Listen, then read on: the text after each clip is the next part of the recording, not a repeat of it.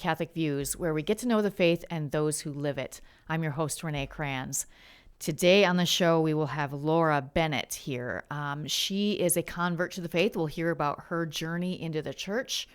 It's really great, very interesting lady. She has lots of energy, very bubbly.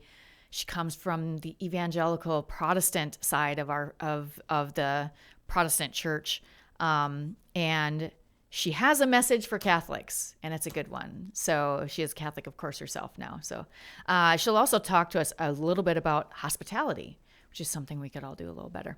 So first, I have Dr. Chris Bergwald in the studio for some Biblical Bites with Dr. B. Hey, Renee. Hey. So today is the 25th Sunday in Ordinary Time.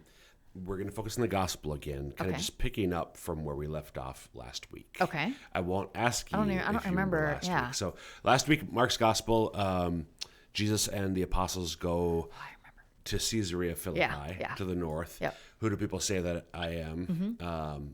And Peter says, "You're the Christ." And Jesus tells them, "Tell no one." Peter's like, and then Jesus starts to predict his passion. I'm going to die. And Peter's like, "What are you doing? Yeah. Get behind me, Yeah. Satan." That whole thing. Yep. There's one thing that I highlighted that we didn't have time to get into. Right. So we talked about two ways which Jesus speaks about himself. Oh, yeah. And that Peter says you are the Christ, and Jesus basically gives him a thumbs up. And A+. Then he talks about how the Son of Man, so he's referring to himself with this title. So we pick up from there in this Sunday's gospel, which begins this way.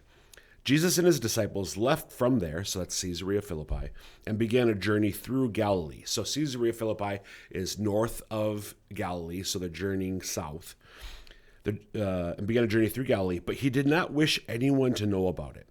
He was teaching his disciples and telling them, the Son of Man is to be handed over to men, and they will kill him, and 3 days after his death the Son of Man will rise. But they did not understand the saying, and they were afraid to question him. And it goes on from there. But and then actually the very next line, they came to Capernaum, and once inside the house he began to ask them, what were you arguing about on the way? And they were talking about who's the greatest. Oh, right, yeah. Right, quote unquote, after, like, I'm going to suffer and die. Right. Like, who's the greatest? Which is, And he's like, come on. yeah, basically. So Capernaum is on the northwestern shore of the Sea of Galilee. Okay. Which is in Galilee. Right. Which is why it's called the sea. And Capernaum, throughout Jesus' public ministry, has sort of served as home base for him when he's in Galilee. Right. This recalls the fishermen to follow him and so on. So that's where they're going. But a couple interesting details before we get to the title. They're making a journey through Galilee, but he did not wish anyone to know about it. He was teaching his disciples and telling them that he's going to suffer and die. So it's interesting. I think it's worth noting that he didn't want anybody to. This was a time for him to be with his disciples. Right. He would preach to the crowds other times, but here he's just with the disciples because he's revealing sort of what's going to be the culmination and climax of his public ministry, his humiliating passion and death on the cross. Right. But he uses, again, this phrase, the second time, or this term, the Son of Man is to be handed over to men and they will kill him. Now, I know you asked me not to quiz you at all, but it's I'm okay. just, because we've talked about this before, but it's been a while. Do you have any idea, Renee, why does Jesus refer to himself as the Son of Man? I mean, just real quick, as a Vikings fan, I remember back about 30 years ago, Herschel Walker kept referring to himself in the third person. Herschel Walker's going to take the Vikings Super Bowl. Herschel Walker's going to do whatever he has to. People are like, why does he say, I am going to suffer and die? Because when he says Son of Man, that's specifically referring to himself as God. That's the way I understand Right, it. and it refers back to Isaiah. You're Somewhere? barking up the right, well, you're in the right forest at least. Maybe not quite the right tree. Might be the wrong tree. Daniel. It's actually Daniel. Daniel. Right? So it is an Old Testament reference.